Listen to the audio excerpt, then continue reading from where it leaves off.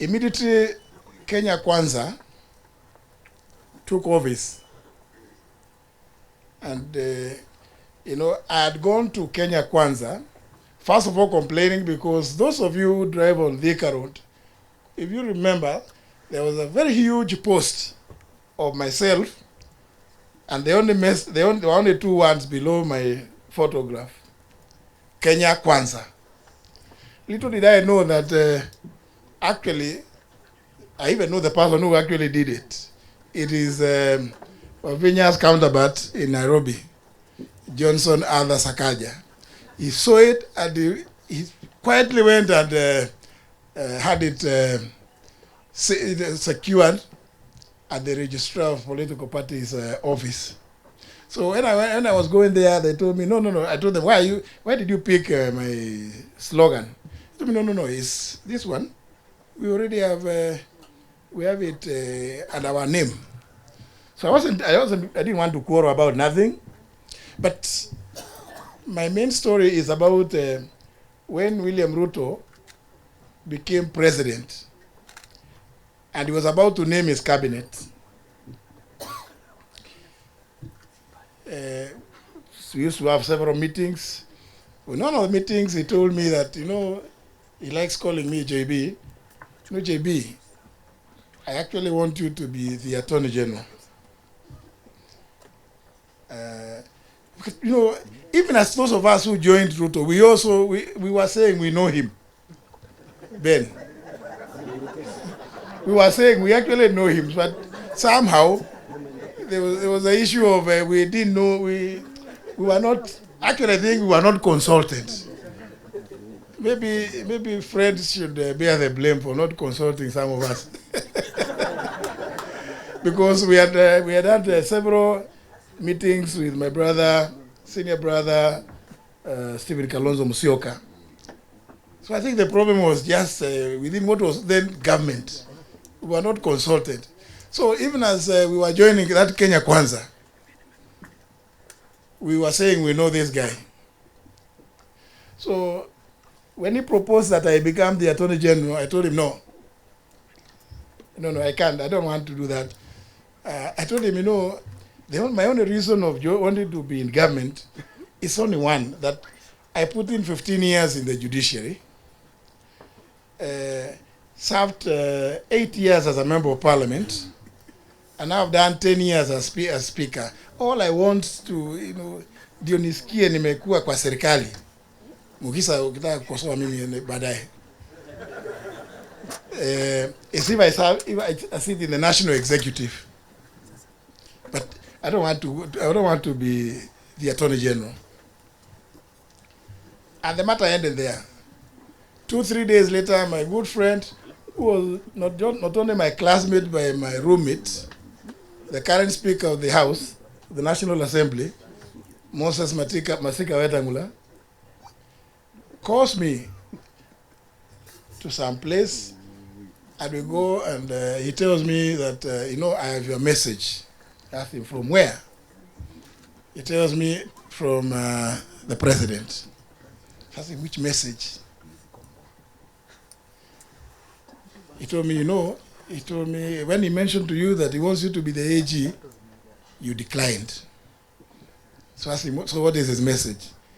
He's pleading that you did accept to be the Attorney General.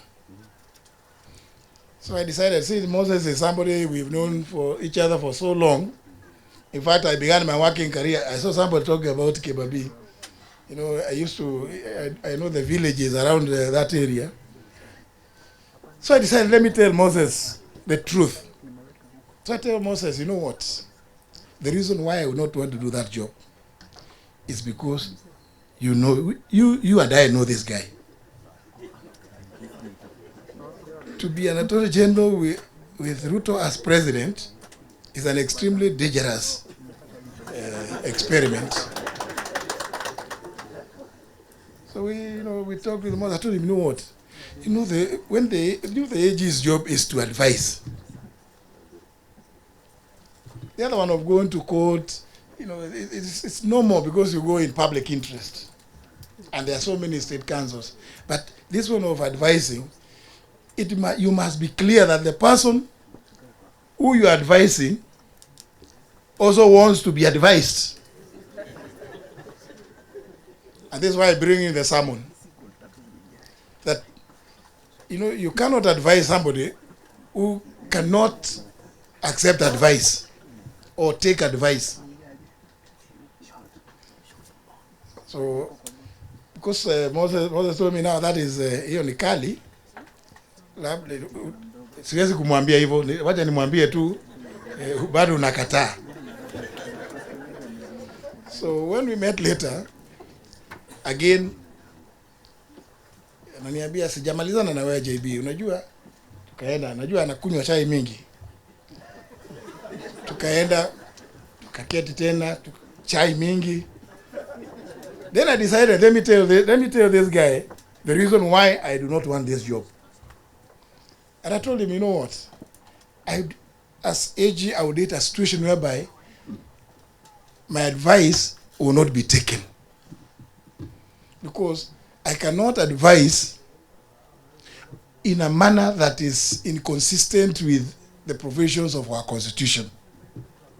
And what I fear about you, now I told him direct, is that, I may give you advice which you may not like. Na tutekosana.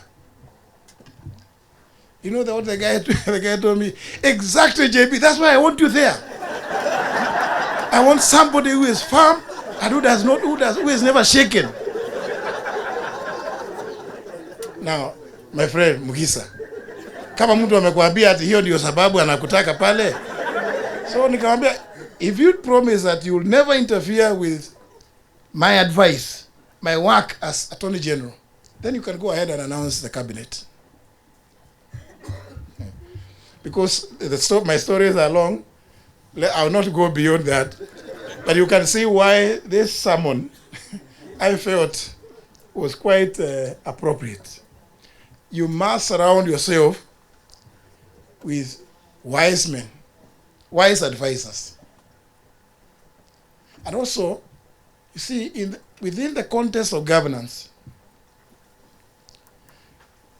people must appreciate the country. That the country is bigger or greater than any one individual. It does not matter. We've been told about issues about in fact, it's His Excellency who told us about the $1 people living below $1 a day. If that cannot concern you in leadership, such that whatever it is, whatever decisions you take, are acutely informed by the desire to lift those that live below $1 a day in the country, then you are not worthy in a position. You cannot take oath in public.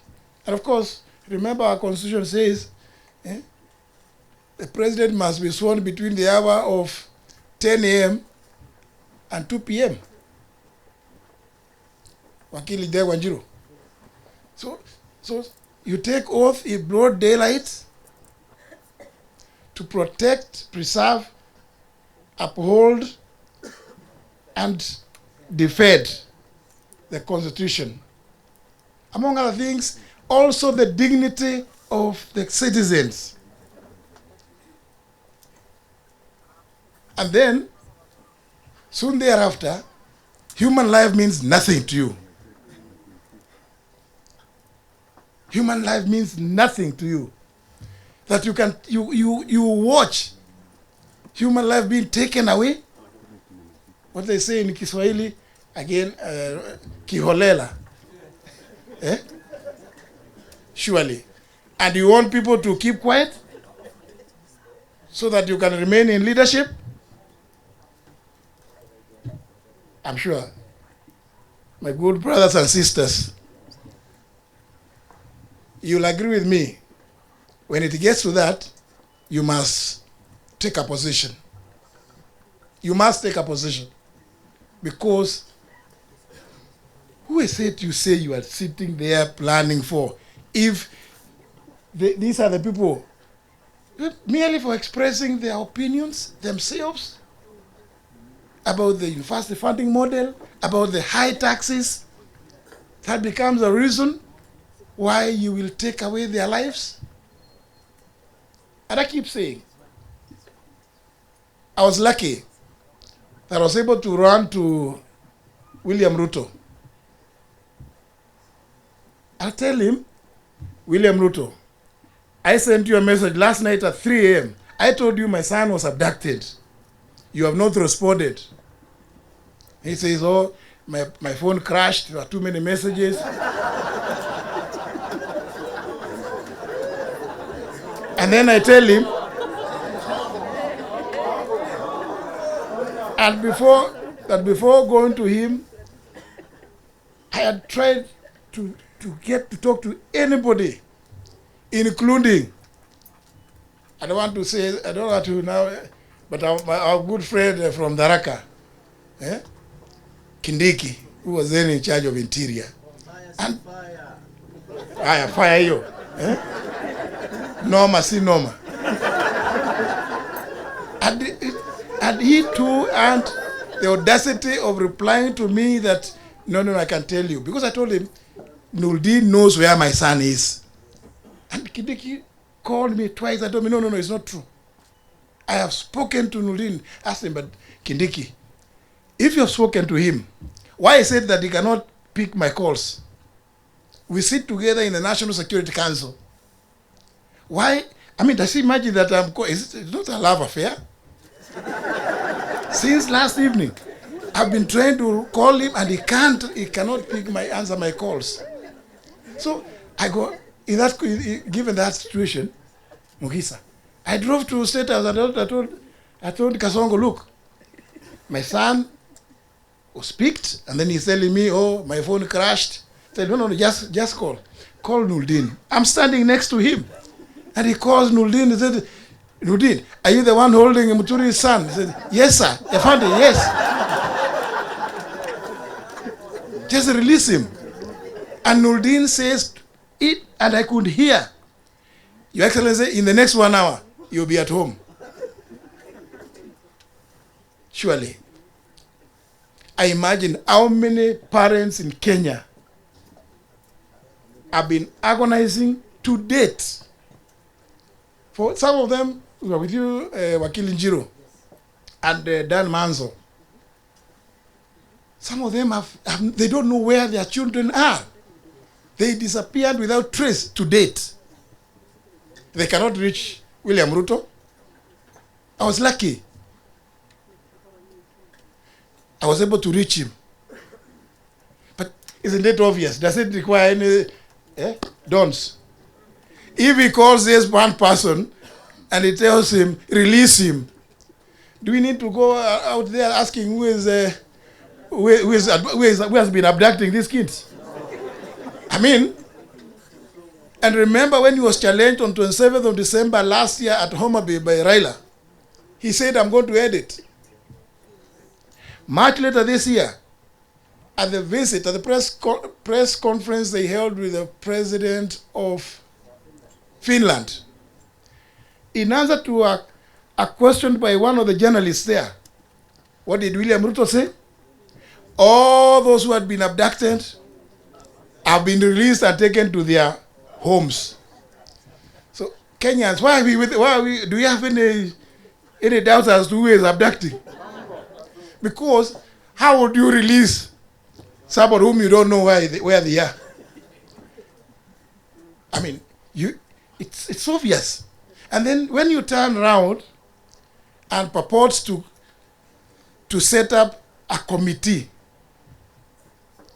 that reminds me, Council Njiro Njiro, the Latin maxim, Memo judex in causa sua. You cannot be a judge in your own cause.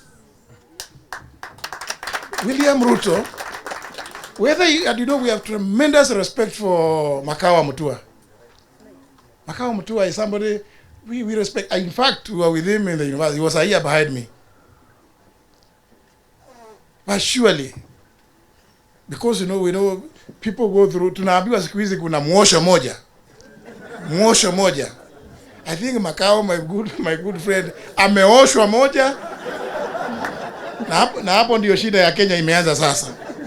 Because it is not possible for you to say you are going to do a framework for compensating those who may have been injured or killed during the protests. It is not possible.